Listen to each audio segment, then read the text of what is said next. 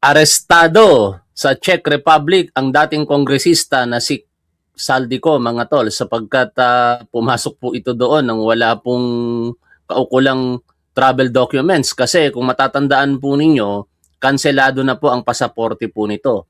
Ang pagkakaaresto po dito kay Saldico ay isang napakalaking hakbang ng ating gobyerno kaugnay po ng paglaban sa korupsyon tungkol nga po dito sa flood control project anomalies. Humigit kumulang 1 taon po itong nagtago sa ibang bansa. No, talagang ginamit niya po ang lahat ng resources na meron po siya. Napakayaman itong si Saldico. Bukod sa dati ng mayaman, nagpayaman pa mula po sa pera ng taong bayan. Yan pong balita na yan ay personal na sa pamamagitan po ng Facebook post ng ating Pangulong Bongbong Marcos ay kanyang inanunsyo kagabi, no? Pero bago natin puntahan ang balita tungkol po dyan, ngayon po ay April 17, 2026. Magandang araw po sa inyong lahat. Maraming salamat sa patuloy po ninyong pagsuporta sa ating gobyerno, sa ating Pangulong Bongbong Marcos, at dito po sa ating programa. Shoutout po sa inyong lahat. Kaugnay po ng anunsyo na yan ng ating Pangulo, meron pong umeepal. Kilala nyo po ba kung sino yung umeepal dito? Isang DDS. Ito po yung pinagkatiwalaan ng gobyerno. Inappoint siya noon para labanan ng korupsyon, pero may isa wala pong naipakulong. Ang tinutukoy ko po ay si Greco Belgica.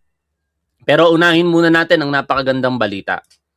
Ayon po sa pahayag ng ating Pangulong Bongbong Marcos sa kanyang Facebook page 10 hours ago o kagabi, nahuli na si Saldico. Bago po maglabas ng opisyal na pahayag ang ating Pangulo ay talagang kumalat na po ito sa iba't ibang social media platforms na di umano meron na daw pong impormasyon na arestado na itong si Saldico. Pero ako'y hindi agad naniniwala sa mga ganyang bagay maliban na lamang kung kumpirmahin mismo ng ating otoridad. At salamat naman sapagkat mismong ating Pangulo ang nagkumpirma po nito kagabi. Sabi pa po niya, he is now detained in Prague. Tama po ba yung pronunciation dito? O whatever it is. After crossing into the Czech Republic without proper documentation and is currently in the custody of Czech authorities. We are in close coordination with the Czech government to ensure that all legal processes are followed and to arrange for his return to the Philippines at the soonest possible time. Kaya ina-expect po natin dito mga probably 1 to 3 weeks o baka hindi po bababa ng 3 linggo bago matapos po ang proseso na yan at finally mapabalik dito. Ito pong si Saldico. Kasi gagawin po ni Saldico lahat mga tol ng legal na kaparaanan para po pigilan ang deportation po na yan. Siya po ay naaresto hindi naman po dahil sa issuance ng red notice no? Hindi dahil meron pong warrant of arrest mula po dito sa Pilipinas na kino-ordinate sa Interpol, kung hindi siya po ay pumasok ng Czech Republic nang wala pong kaukulang travel documents. Kaya yun na po yung naging pangunahing dahilan para po i-hold siya ng authority doon. And after that, yung coordination na rin ng ating gobyerno. Kaya sana mauwi po ito sa lalong madaling panahon sa deportation niya dito po pabalik sa Pilipinas. Ayon pa sa Pangulo, we will keep the public informed as developments unfold. At ito po'y ininforma na rin po ng ating Palace Press Officer kagabi sa kanyang YouTube channel. Marahil napanood nyo po yon. At kaninang umaga, kaliwat kanan na din po ang naging pagpapaunlak sa interview ni Secretary John Vic Remulla. At mamaya re-reactionan po natin yung mga interview po na yan. Pero puntuhan muna natin ito pong sinasabi ng isang papansin na si Greco Belgica. No? Sarcasm post, pero magsasarcasm lang sablay pa. Sabi nitong si Greco Belgica, nahuli daw. Ayaw pang maniwala, ano? Sinabi na nga ni Pangulong Bongbong Marcos, magdadaw ka pa. Nahuli daw si Saldico sa Czech Republic. Congratulations, Mr. President. Di ba? Pang sarcasm post Tanong lang, ito na. Bakit yung malayo nahuhuli nyo, yung andito na ayaw hulihin? Dapat huliin, walang H, bakit ganun, ano? Lahat. Ang batas dapat patas. Huwag selective justice. Palakasan lang ang ibig sabihin yan. Pinalalabas nitong si Greco Belgica na kapag kalaban sa politika, huli. Kapag kakampi, palakasan. Hindi po totoo ito mga tol. Ang pinakamagandang halimbawa po na kakampi sa politika na arestado dahil voluntary surrender ang nangyari ay si former Senator Bong Revilla.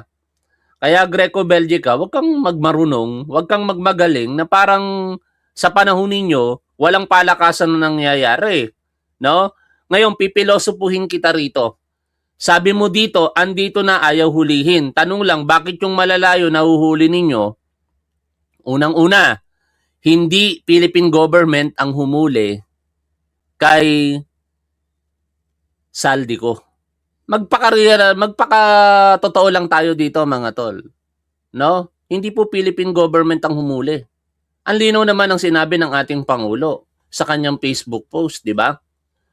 He is now detained. Nahuli na si Saldico. He is now detained in Prague after crossing into the Czech Republic without proper documentation. Hindi Pilipinas ang humuli. Czech authorities dahil walang travel documents itong si Saldico. Pero ang kadahilanan kung bakit siya nahuli na walang travel documents, babasahin natin mamaya sa balita din, ano? Yan po ay dahil kanselado na po yung kanyang pasaporte. Pero again, katulad ng sinabi ko kanina, Greco Belgica, pipilosopuhin kita. Sabi mo, andito na ayaw huliin. Bulag ka ba? Iyakan nga kayo ng iyakan eh. Bakit? Ang pinakamagandang halimbawa na big fish na hinuli dito sa Pilipinas, yung tatay ninyong karton. Di ba? Oh. Anong tawag doon? Greco Belgica. Nasaan ba si Rodrigo Duterte nung hinuli siya? Nasa Hong Kong ba? Sa Hong Kong siya nang galing. Bumalik dito sa Pilipinas at dito siya inaresto. In your face. Greco Belgica. Di nga kayo makapasok sa Villamor Air Base that time eh. Di ba? Nagsusumikap kayong makalapit kay dating Pangulong Rodrigo Duterte. Baka mali yung pagkakaalala ko. Mga tol, i-correct nyo na lang ako kung nandun ba siya. Pero sa aking pagkakaalam, parang nandun siya eh. No, kung hindi man, yung mga kapwa mo DDS, hindi nakapasok. Not even Senator Bongo, not even Vice President Sara Duterte. Oh. Kaya yung sinasabi mo, kasinungalingan yan. Dahil mismong tatay ninyong karton, arestado dito sa Pilipinas. Anong pinagsasabi mo? Ngayon, kung pilalalabas mo na palakasan, dapat hindi na aresto itong si Senator Bongo. Kakampi ng ating Pangulo, itinaas pa ng ating Pangulo yung kanyang kamay sa pagkasenador noong 2025. Ipinangampanya pa ni Pangulong Bongbong Marcos. Higit sa lahat, kumpare ni Pangulong Bongbong Marcos si former Senator Bongo. Dahil yung anak ni Senator Bong Revilla ay inaanak sa kasal nito pong si Pangulong Bongbong Marcos. Magkumpare yung dalawa. Greco Belgica, kung gawain nyo noon, wag mong itulad sa ngayon. No? Noong panahon ninyo, napakaraming mga dapat maaresto ang hindi na aresto. Mga kalaban sa politika kadalasan, ginawan nyo pa ng kaso.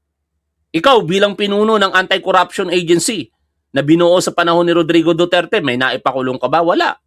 Kasi karamihan sa mga napagbibintangan, kaugnay partikular nung Parmali scandal, yung mga nangyaring korupsyon di umano sa Bureau of Customs, sa Bureau of Corrections, may isa wala kayong naipakulong doon kahit obvious na yung mga ebidensya katulad yung sa magnetic lifter. Di ba? May naipakulong ka ba? Higit sa lahat, hindi mawala sa isip ko si Dr. Yumol eh. Lumapit sa iyo para ilapit yung problema sa kanilang probinsya tungkol sa illegal na droga. Ano ginawa mo? Binaliwala mo siya. Nalagay tuloy sa alanganin ang buhay ni Dr. Yumol. And the rest is history. Nakakalungkot dahil Imbis na meron tayong isang doktor na makakatulong pa sana sa ating mga kababayang Pilipino, nakakulong na ngayon dahil sa katarantaduhang ginawa mo, Greco-Belgico. Greco-Belgica. Ngayon, basahin po natin yung particulars na ito pong balita. Ayon po dito sa Rappler, fugitive Saldico arrested in Czech Republic. Kaya Greco-Belgica, wag mong tangahin ang mga Pilipino. Kung natatanga mo ang mga kapwa mo DDS, wag kami. Hindi Philippine government ang nakaaresto. Uulitin ko sa iyo yan. Hindi Philippine government ang nakaaresto kay Saldico. Pero Philippine government ang dahilan kung bakit siya naaresto sa Czech Republic. Dahil dito sa babasahin natin balita. Sabi po dito, fugitive, former Bicol Representative Saldico has been arrested in Prague, Czech Republic. President Ferdinand Marcos Jr. announced on Thursday, April 16. He is now detained in Prague after crossing into the Czech Republic without proper documentation and is currently in the custody of Czech authorities. We are in close coordination with the Czech government to ensure that all legal processes are followed and to arrange for his return to the Philippines at the soonest possible time. Who chaired the House Appropriation Committee for the first half of the Ferdinand Marcos Jr. presidency, is alleged to be the mastermind of the hocus-pocus in the national budgets. Kaya dito, magkakaalaman na ngayon ito, mga tol. No? This is very interesting. Maraming nag-aakusa kay former Senate President Chis Escudero, ganun din naman kay former Speaker Martin Romualdez, and with this arrest of Saldico, eventually kapag naibalik po dito sa Pilipinas, lahat ng mga klarifikasyon maliliwanag na ngayon sa publiko. And ako, yan ang gusto ko talagang mangyari. Kasi sinusuportahan ko si former Speaker Martin Romualdez, but it doesn't mean na kung meron siyang ginawang mali, ito-tolerate po natin. Tingnan natin kung hanggang saan ang alam nitong si Saldico at kung talagang nga bang merong kasalanan si Congressman Martin Romualdez and ultimately ang ating Pangulong Bongbong Marcos. Dahil sinasabi nitong si Saldico, kasabwat, pinakapinuno si Pangulong Bongbong Marcos sa flood control project anomalies. Tingnan natin kung paano niya ngayon yan papatunayan.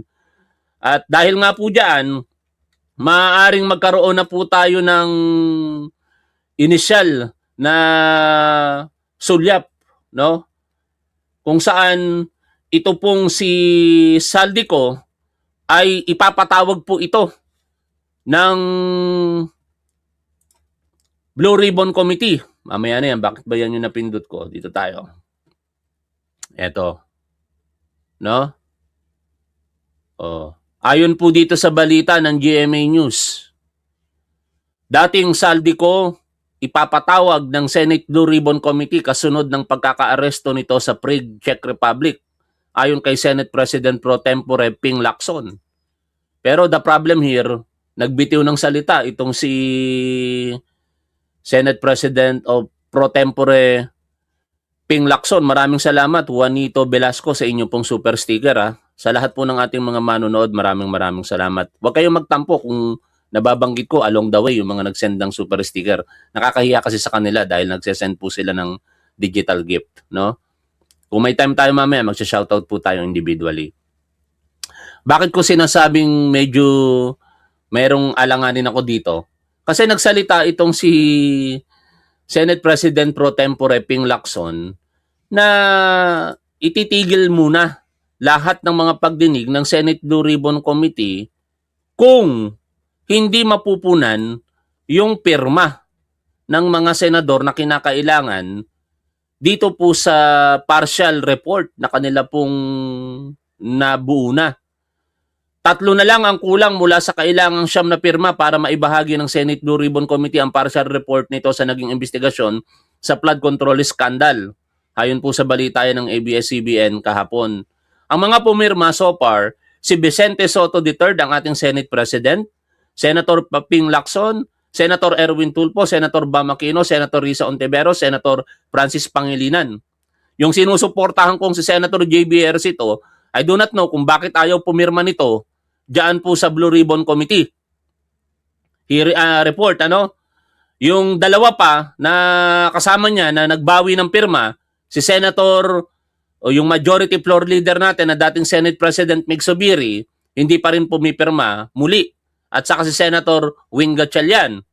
Tatlo na lamang kung tutusin kayo Sapat na Nagtataka ako sa inyong tatlo, bakit nyo binawi? Tapos ngayon ayaw nyong pumirma. In one occasion, parang mayroong text message sa akin si Senator JB Ejercito before na kailangan niya daw munang mabasa lahat. Nabasa nyo na ba lahat? Ilang araw, linggo, buwan na yata nakalipas, Senator JB Ejercito, sana makarating sa inyo itong vlog ko. Ayoko na kayong i-private message kasi yung mga ganyang bagay, dapat pusa nyo nang ginagawa yan, alang-alang sa sambayan ng Pilipino. Ano po ba, Senator JB Ejercito, ang nagpipigil sa inyo? O baka naman dahil kapatid ninyo ang isa sa involved, di umano, kaya hindi nyo mapirmahan ito. For that, ewan ko kung paano titimbangin. Ang kamag-anak, kapatid, o ang pagsisilbi sa bayan? Senator JB Ejercito. Anyway, balik po tayo dito sa ating binabasa. Sabi pa po dito, Ko has been in hiding since July 2025. Umigit kumulang isang taon po, After Marcos blew the lead wide open on public works corruption in his State of the Nation address.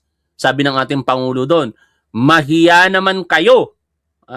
A subsequent press conference by the Chief Executive named SunWest, ito po yung isa sa mga kumpanya nitong si Saldico, as among the top public works contractors of the government. The briefing complemented Rappler's report months before the scandal, detailing cost-beneficial ownership of SunWest, which has bagged billions of pesos in government projects.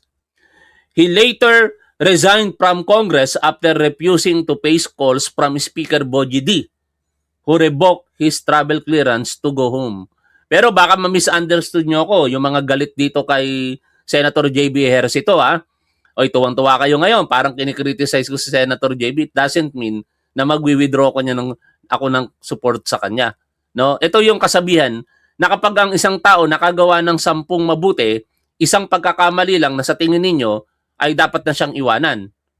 Para sa akin, hindi po ako ganung tao, mga tol. Hindi ako marunong lumimot sa mga ginagawa ng isang public official. Ever since hindi pa tayo magkakasama sa pagsuporta sa politika kung mandidato bilang independent candidate, itong si Senator JB Ejercito last May 2022 election, binoto ko yan. At lalong na-involve ako sa politika ngayon sa pamamagitan ng mga komentaryo dito sa ating programa, mas nasusubaybayan ko bagamat hindi ko sineshare yung mga trabaho niyang ginagawa diyan po sa Senado. Alam kong working itong si Senator JB Ejercito. At alam ko na maaaring hindi nyo siya gusto kasi every now and then nakikriticize siya sa gobyerno. Which is good para sa isang senador, para sa akin. Hindi pwedeng go ka lang ng go. Para saan ang check and balance? If you do not trust Senator JB Ejercito, that is your right. Walang problema dyan. Pero sa party ko, patuloy ko siyang susuportahan. Lalong-lalo na siya lamang yung natatanging senador na meron akong personal na komunikasyon. Di ba? Every now and then nga, kapag may mga gusto siyang sabihin, minsan sa publiko, nauuna pa akong malaman yun Hindi ko lang sinasabi sa inyo Kasi hindi ako sip-sip at hindi rin ako pa-epal dito sa ating programa. I see to it na lahat ng sinasabi po natin dito, dapat manggagaling muna sa balita. Ganun lang tayo dito. Kahit meron tayong first-hand information, hindi ako magpapasabog ng balita para lamang for the views. Hindi. Reaction muna tayo sa mga balita. Ganun lang po yun. Kaya kung ayaw nyo kay Senator JB, karapatan nyo yan. Pero gusto ko siya. Ganun lang kasimple yun. Balik tayo dito sa binabasa po natin balita. Ko has been in hiding since July 2025. Nabasa na natin kanina. He later resigned from Congress after refusing to face calls from Speaker Bogie D, who revoked his travel clearance to go home. Doon na nagkaroon ng mga problema itong si si Saldico eh. Nagtataka lang din ako kay Congressman Martin Romualdez, bakit hindi nila ni-revoke agad yung travel clearance nitong si Saldico? Bakit kinakailangan pang si now Speaker Bogie D ang mag-revoke ng travel clearance siya? Pwede naman gawin yun ni former Speaker Martin Romualdez noon. Ayan naman ay legitimate question. No? Sabi ko nga sa inyo, sinusuportahan ko si Congressman Martin Romualdez, pero I will not tolerate yung mga maling ginagawa ng tao kung meron man itong si Martin Romualdez, ang former speaker. At ganun din ito si Senator JB Harris ito. Kung sa tingin niyo merong issue ng corruption ito, sabihin niyo sa akin. Pero wala eh. Mga tamang hinala lang kayo na sa DDS. In fact, wala ngang kalagyan itong si Senator JB Harris ito kasi galit sa kanya ang mga DDS. Galit sa kanya ang mga loyalistang katulad ninyo. Galit din sa kanya ang mga dilawan. Halos walang kalagyan si Senator JB Harris ito. Pero ang nakikita ko sa kanya, para siya sa bayan. No? Kung ang kanyang mga sinasabi ay very unpopular dahil hindi natin gusto, wala tayong magagawa. After all, he is a senator. One of the primary mandate of a senator of the republic is to act according doon sa tinatawag na check and balance. No? Kaya nga oversight, meron silang function sa Congress eh. Anyway, malalayo tayo kapag patuloy natin pinag-usapan yan. Pasensya na, may mga nakikita lang kasi ako nagko-comment na ayaw kay Senator JB Harris ito. That is your right. Karapatan nyo yan. Wala akong pakialam dyan sa mga issues ninyo kay Senator JB Harris ito. Sabi ko nga sa inyo, I don't need to please anyone dito sa ating programa. Kung kaya nyong i-take yung pagsuporta ko kay Senator JB, salamat. Pero kung hindi nyo rin kayang i-take, di umalis na lang kayo. Ganun lang kasimple yun para di na tayo mag-away. No? Ko claim there are serious threat to his life and his video statements alleged that Marcos and Romualdez are framing him to be the poster boy of their own lies. He alleged, ito yung mga gusto nating malaman dito eh, that he made the budget insertions upon the orders of the president. Titingnan natin ngayon kung ano ba yung mga ebidensya sa mga sinasabi na ito nitong si Saldico. Lalong-lalo na kung matutuloy yung pag-appear niya dito sa Blue Ribbon Committee as announced by Senator Ping Lacson na siya po'y ipapatawag. No? At para mas maging madali na lamang dito sa binabasa po natin balita, kinansela na po ang pasaporte niyang si Saldico last year. At in fact, yung warrant of arrest ay inilabas last November 2025. Si Pangulong Bongbong Marcos mismo ang nag-anunsyo po nito. Meron din po itong Interpol Red Notice, no? But again, uulitin ko po, siya po ay naaresto hindi dahil meron siyang Interpol Red Notice, kung hindi siya po ay nag-travel nang wala pong travel documents, no? Wala pong pasaporte. Kasi sinasabi, dalawa daw po ang pasaporte nitong si Saldico, Philippine passport at Portuguese passport, pero hindi niya dala yung Portuguese passport nung siya'y pumasok sa Czech Republic. Kaya po, na hold siya doon at eventually dinetain at nagkaroon na ng coordination sa ating gobyerno. Kaya hopefully, mauwi agad ito sa deportation. At ang ating Philippine National Police, ang primary or isa sa mga agency na maaaring umaresto dito po kay Saldico ay nag-release po ng statement kagabi. Sabi po ng PNP today, April 17, the Philippine National Police takes note of the statement of the President regarding the reported arrest of former lawmaker Elizalde Saldico, who is said to be currently detained in Prague under the custody of Czech authorities. The PNP is coordinating with concerned government agencies and international law enforcement counterparts to verify the details of this development through official channels. And sa puntong ito, dahil ang merong supervisory power over the PNP, which is the Secretary of Interior and Local Government, and now ito pong si John Vic Remulla, pakinggan po natin yung naging interview po sa kanya kanina sa programa po ng umagang, ano ba to, unang hirit. Pakinggan po natin ito mga tol. Hanggang sa pagkakahuli kay dati unang balita pala. Representative Saldico na ngayon nasa kustodiya ng Czech Republic. Paparayan po natin si DILG Secretary John Vic Remulla. Secretary, magandang umaga. Good morning, Arnold. Good morning, Good morning, Grace. good morning, sir. Ano na po ang latest information sa kinaroonan po ni Saldico? Saan siya eksaktong nakadetene ngayon? Well, as of 4 p.m. Manila time, Uulitin ko, kung ano mang issue nyo kay Senator JB Ejercito, wala akong pakialam mga tol. No? Basta ako, sinusuportahan ko siya. Kung ano man ang issues ninyo, gumanti kayo sa eleksyon, huwag nyong iboto si Senator JB Ejercito. Pero ngayon pa lamang, pinangangampanya ko na siya. Kaya nga nakikita nyo dito sa gilid ko, yan, si Undersecretary Claire Castro, si Secretary Gibo Chodoro, si former Secretary of Interior and Local Government Ben-Hur Abalos, Senator JB Ejercito, si GM Nicolas Torre. O yan, so far, yung mga kahit hindi pa nag-aanunsyo ng kanilang kandidatura sa pagkasenador sa 2028, ngayon pa lang pinapangampanya ko na. Kung may issue kayo sa kanila, wala akong pakialam. No? Karapatan nyo yan. Ako naman, karapatan ko ding pumili ng aking iboboto. Hindi ko kayo pinipilit. Pero sa pamamagitan ng aking programa, nanghihikayat ako. Kung ayaw nyo magpahikayat, bahala kayo. Ganun lang yung kasimple. Pakinggan natin patuloy si Secretary John Vic po dito.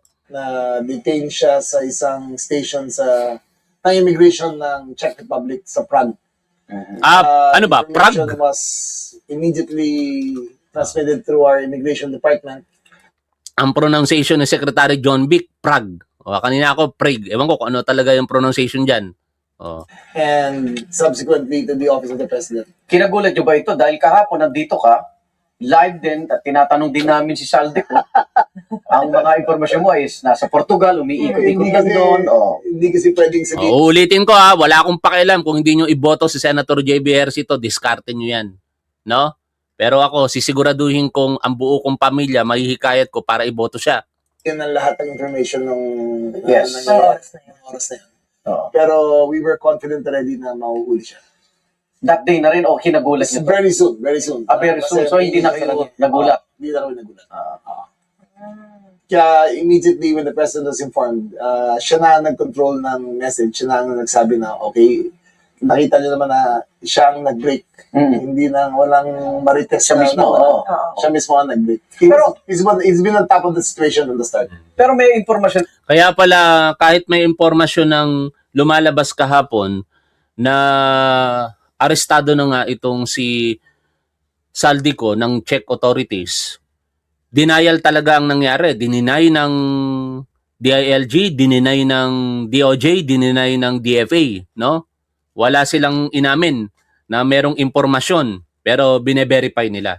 Kasi iniintay nila na si Pangulong Bongbong Marcos talaga ang mag-anunsyo. At yun yung nangyari, which is good. Kasi yung mga ganito kalaking story, mga tol, hindi ito dapat iniepalan ng mga alter ego ng ating Pangulo. Kaya very good ang mga ahensya ng ating gobyerno na ipinagkatiwala nila, which is that is the right thing to do. No? Na wag sila magpa-epal-epal. Tama lang yon. Yung credit ay dapat ibigay doon sa susumikap, no? Na matugunan yung mga issue po ng korupsyon sa ating bansa. At yan ay si Pangulong Bongbong Marcos. And perhaps baka sa mga susunod na pagkakataon, pagka may mga additional information din dito, si PBBM pa rin po ang magsasalita kaugnay niyan. Pero kung magsalita na itong mga nasa ilalim ng kanyang pamumuno, katulad ng ginagawa ng Secretary John Vic Remulla, ako'y naniniwala na meron na itong clearance mula po sa ating Pangulong Bongbong Marcos. ano ba kayo kahit konti lang? Paano siya nahuli? Sa airport ba? Kung saan ba? Dahil, Wala pa. kasi di ba kanselado na pasaporte niya? Kasalanan pa si Borges. So, ang issue ng Czech Republic sa kanya, undocumented alien na siya. Yes, ang information namin ay nanggaling siya ng France, mukhang by car, Okay. ang pasok niya. Siguro na tigil sa checkpoint or wala. We're not, I don't have the exact details, Oo. pero mukhang galing siya France, tapos dumiretso siya ng Czech Republic sa France. Pero bakit aware ang Czech Republic kay Saldico? May communication ba? Hindi sa ganun. We were also hot on his tail.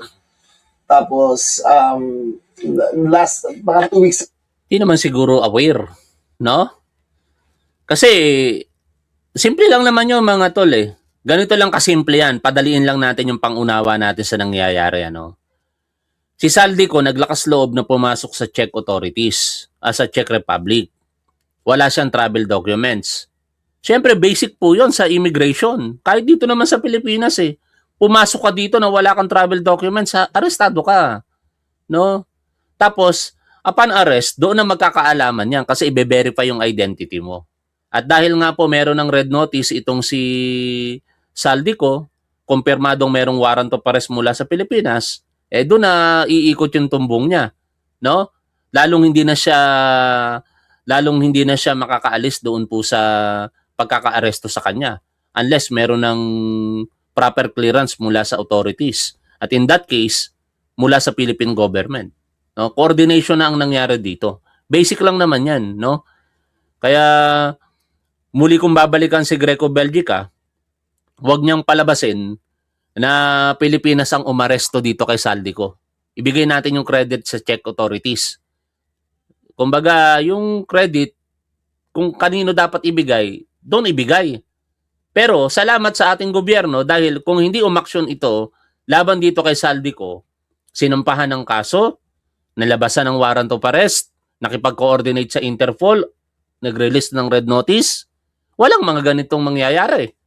O, kaya sa uli, Philippine government pa rin ang isa sa pinaka mabisang naging dahilan kung bakit ngayon itong si Saldico haharap sa ating batas. siguro nasa Italy siya.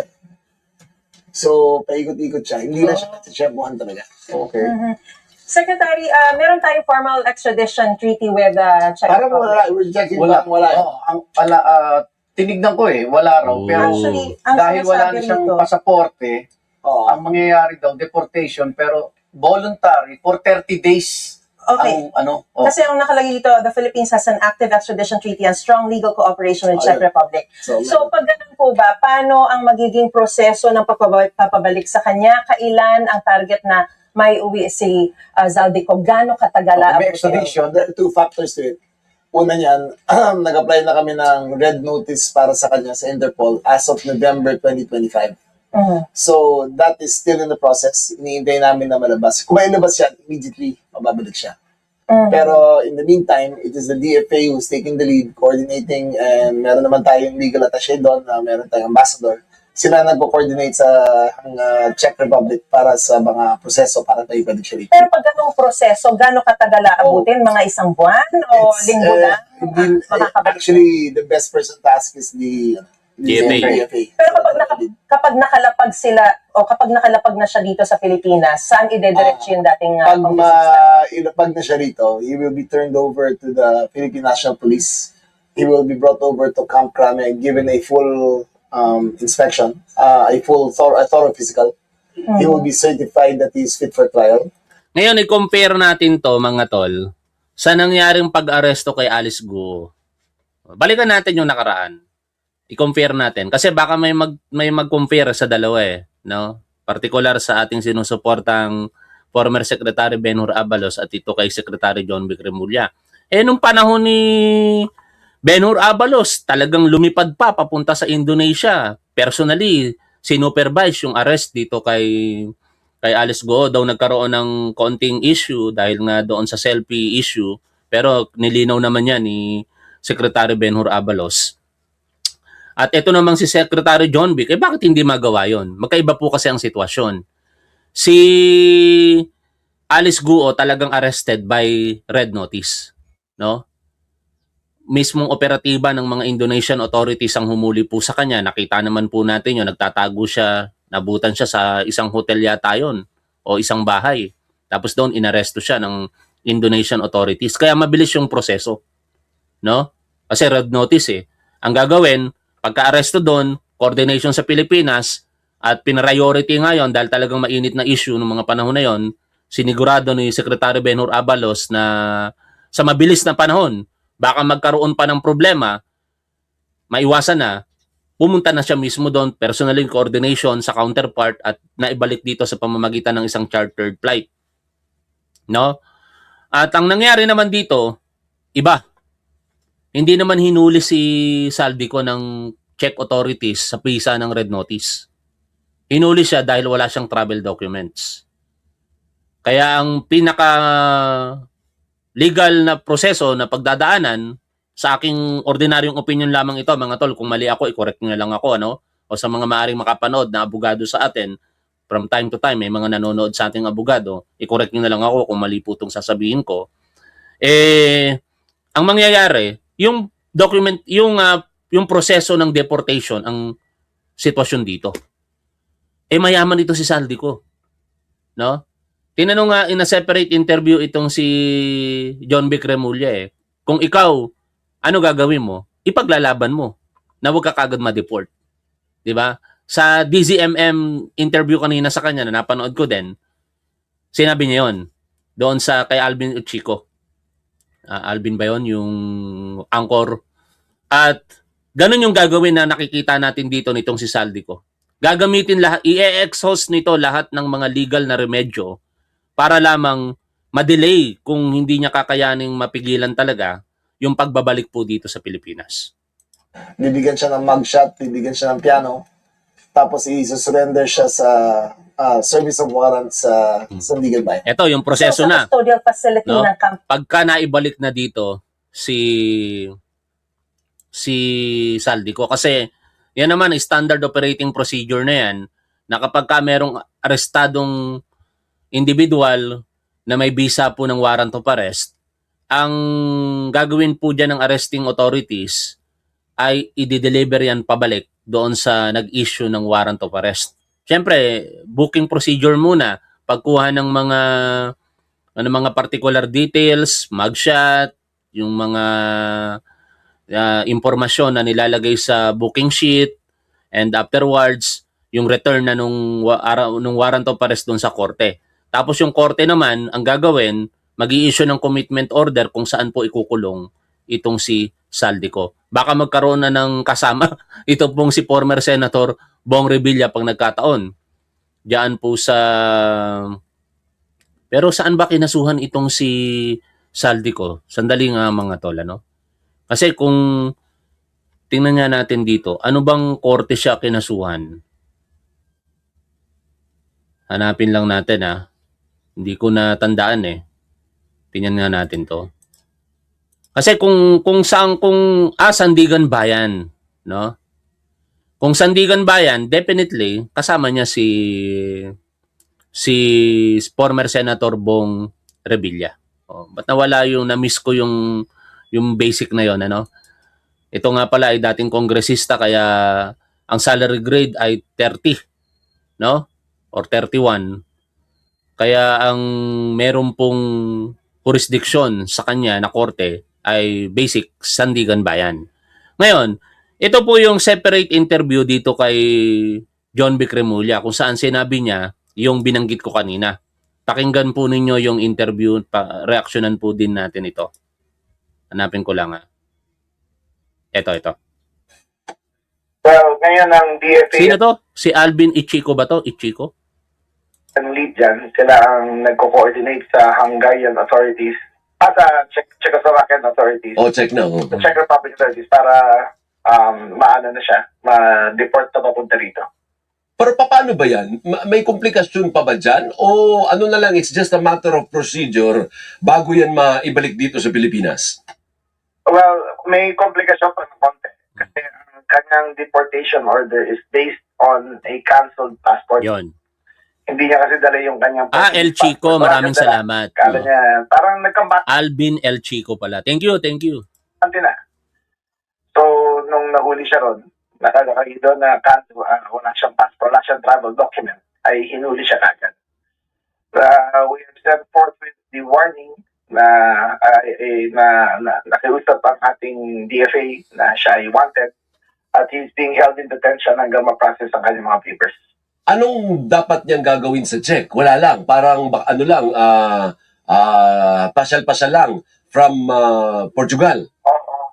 Kasi nga, di ba sinabi sa inyo, may hirap sa kanya ang nasa loob lang ng isang bahay dun sa Portugal. So, ang last sighting niya is sa Italy 3 weeks ago. Ngayon, ang nahuli siya sa Portugal na. Ano pala Sa Czech Republic. Oo. So, so anong tansya mo? Mga ilang araw o ilang linggo pang abutin bago yan tuluyang maibalik dito, kung maibabalik man? Siguro in as little as 1 week, pero as long as 3 weeks, depende yan sa TSA. Sila talaga ang lead dito, hindi naman ako. Oo nga. Coordination lang ako. Opo. Pero pagdating dito, kayo na. Pagdating dito, ako ang arresting officer at ako ang magdadala sa kanya sa custody ng Sandigan Bayan kasi indicted na siya eh. So, Charged na siya ng ombudsman. So, paano gagawin dyan? Pag nakarating sa Pilipinas si Zaldico, i-detain yan saan? Dadalhin muna siya sa Camp Crame. Bibigyan siya ng thorough physical. He will be made sure that he is fit for trial. Sabay, ipipresent siya sa return of warrant na sa Sandigan Bayan. Pagdating sa Sandigan Bayan, magka-arraignment siya ng guilty or not guilty, saka siya bibigyan ng hatol ng Sandigan Bayan kung bailable or non-bailable. So may chance pa rin palang magpiyansa yun, ano? Well, meron pero very slim kasi very strong ang evidence ng sinampa ng ombudsman laban sa kanya. Pero posible din, Sek, na ilalaban niya na hindi siya makakabalik ng Pilipinas, hindi ho ba? Kumaga, Yan na. sabi niya Ayan na yon mga tol, ha? asylum na lang ako dito sa Czech o di kaya nasa Portugal, may asylum application na ako. Siyempre, lahat gagawin niya. Kung naman gagawin mo di ba? Pero ipaglalaban natin ang karapatan ng Pilipinas sa lahat ng ninako niya dito, sa lahat ng niloko ng mga Pilipino, lahat ng gagawin natin para ipaglaban ng ating karapatan.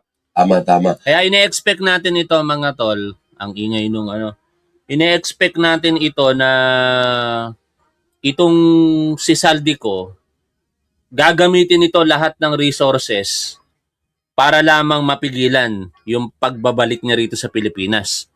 Pero ang mahalaga, kahit tumagal yan, wag naman sanang abutin ng 2 buwan. Maibalik siya rito sa Pilipinas. Kasi napakalaki po ng perwisyong ginawa po nitong si Zaldico, mga tol. No? Hindi katanggap-tanggap yung kanyang ginawa sa atin. 10 ng mga kasabwat niya rito. Kaya dito, magkakaalaman na tayo kung ito bang si Zaldico ay talagang may kinalaman, kasabwat ng mga itinuturo niyang personalidad. O sa parte niya nga, nililinis niya ang kanyang sarili at ang idinidiin niya lang si Pangulong Bongbong Marcos, si former Speaker Martin Romualdez, no? Kasama si former Senate President Kis Escudero at iba pa. Sa huli, makikita natin dito kung sino talaga nagsasabi ng totoo. Patuloy natin pakinggan dito si Secretary John Vic Remulla. Krame siya i-detain? No, not necessarily. Doon siya ipoprocess sa Camp Crame. Upon processing, isusurrender siya sa Sandigan Bayan. Ang Sandigan na magsasabi kung saan siya mailalagay. So ano mensahe niyo sa iba pang nagtatago? Well, we're after you. Diba, hindi kami tumitigil. Kung kala nyo pwede kayo mag-relax, mag-ingat-ingat kayo kasi hindi namin kayo pipigilan talaga. Ano ang directive ni Pangulo? Sana nga. Kasi alam niyo mga tol, ang dami pong mga nagtatago ngayon na hindi pa rin nahuhuli. Ang pinaka matagal na diyan sa panahon ng administrasyon po natin at kilalang personalidad itong si Gerald Bantag. No? Mabalikan lang natin. Si Gerald Bantag ay nalabasan po ito ng warrant of arrest sometime in April or May 2023. Ito po ay kaugnay ng di umano'y pag-mastermind niya ng pagpatay kay Ka-Percy Lapid noong October 3, 2022. No, yung co-accused niya na sinasabing mastermind din na si kalimutan ko na yung pangalan, BGMP personnel po yon, pumanaw. Wala na. Kaya basically, itong si Gerald Bantag na lang talaga yung pinaka hinahanap ng ating gobyerno. Hanggang ngayon, hindi po mahuli-huli. Tapos si Harry Roque, nilabasan na rin po ito ng warrant of arrest for qualified human trafficking sometime in 2024. Mahigit sa 1 taon nang nagtatago ito. Hanggang ngayon, pag-gala-gala lamang sa Austria, hindi naman nahuhuli. No? Pero wala pang red notice itong si Harry Roque. Mukhang nagkakaroon ng problema doon sa kanyang o yung ang nagiging balakid yung kanyang aplikasyon ng political asylum, no? Hindi na natin alam kung ano ang update doon. Sana magbigay din ng update ang ating gobyerno. Bakit hanggang ngayon hindi nahuhuli itong si Harry Roque? Tapos nakakapagtaka, lately lamang nilabasan ng warrant of arrest itong si Atong Ang. Naunahan pa na si Atong Ang merong red notice ngayon. Bakit ganun? No? Yan yung mga katanungan sa publiko ngayon na dapat linawin po ng ating gobyerno, ng ating DILG, ng ating DOJ. Bakit si Harry Roque na ang tagal-tagal nang mayroong warrant of arrest, wala pa ring red notice? Bakit si Atong Ang na kailan lamang nilabasan ng warrant of arrest, meron agad red notice? Di ba mga tol? Kasi hindi naman tayo manghuhula. Although ako personally, alam ko yung proseso dyan, kaso lang ayokong pangunahan ang ating gobyerno. Lalabas na para ako nag-e-epal dito. Kaya sana, total, nai-interview katulad nito, no? Na nababanggit sana ng mainstream media dito kay Secretary John Vic Remulla. I-compare. Si Atong Ang, meron ng red notice. Si Harry Roque, wala pa. No? Ulo sa inyo. Sa kanya is always go through the process. Mhm. Huwag mamadaliin, exhaust all the remedies na pwede. Yon si Tebes pa. Pero okay na si Tebes eh. Nasa kulungan na ngayon eh. Ang nangyari naman kasi doon, ito, spekulasyon ko lang. No? Hindi naman ito sinabi ng ating gobyerno. Pero kung pagtatagni-tagniin natin yung mga sirkumstansya, nauna yung parang pag-uusap ng presidente sa pagitan ng dalawang bansa. Si President Bongbong Marcos at yung presidente po ng Timor-Leste. No? Tapos nag-a-apply ang Timor-Leste ng membership nito sa ASEAN at kinakailangan ng suporta ng bawat nasyon na membro po nito. Isa po dyan ang Pilipinas.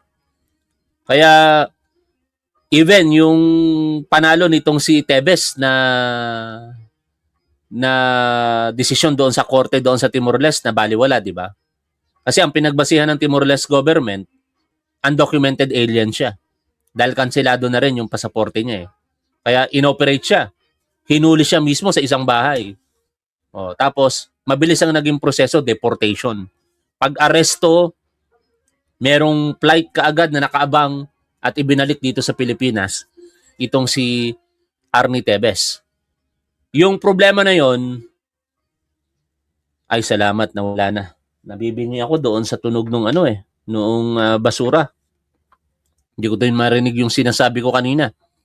Kaya yung problema na yon mga tol, iba dito sa sitwasyon ni Harry Roque, iba sa sitwasyon nitong si Atong Ang, iba sa sitwasyon nitong si sino pa ba? Elizalde-Co. No? Salamat at naipapaliwanag nila sa atin ngayon yung sitwasyon kay Saldico. Pero gusto nating malinawan bakit si Harry Roque until now, paggala-gala lamang sa Austria, walang hiya pa rin sa pagsasalita sa pamamagitan ng kanyang mga social media accounts, hindi magawa ng ating gobyerno ng paraan para mapabalik dito sa Pilipinas. Para magbalik siya rito. So, I cannot speak for the DFA. Sila ang lead dito, but I can confirm that he was arrested last night. So ang papel ng DILG dito is abangan lang yung pagbalik niya. Yes, pagbalik dito, i-process siya at i-surrender siya sa Sandigan Bayan. Gaano kalaki yung impact ng pagkaka-aresto kaya Zaldico dito sa buong investigasyon ninyo sa flood control issue? Makakasagot yun ay ombudsman. Pero on a personal level, it is a relief to me that justice is being served to Saldico. For what he is accused of plundering hundreds, even billions of pesos of amassing untold wealth, dapat pagitan ng tao na may hustisya talaga. Kasi sinasabi nila, ang may hirap lang na nakakuha ng hustisya eh. Dapat pati bilyonaryo nakuha natin. So ano komunikasyon nyo kay Ombudsman Boying Remulla, yung kapatid mo? Nag-usap na ba kayo? Nag-usap na lang kagabi. In coordination na may kagabi ko on next. Siya na kasi ang nag-file ng charges sa Sandigan. Yun nga eh. So anong... Well, Masaya rin siya. kasama siya dun sa, siyempre, kasama siya sa operation security na hindi nagsasalita. O may update si Pangulong Bongbong Marcos sa kanyang Facebook page. Basahin po natin mga tol. Kaugnay po nitong pagkakaaresto sa Czech Republic nitong si Saldico. Ayon sa post ng ating Pangulo, by the way, binabati po natin ng happy 33rd anniversary ang wonderful couple na sina Pangulong Bongbong Marcos at unang ginang Lisa Marcos, no?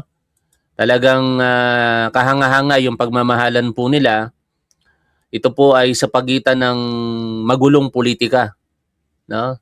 Biruin ninyo, possible pala 'yon na kahit magkaiba kayo ng political background, pwede kayong maging matagumpay sa inyong relasyon.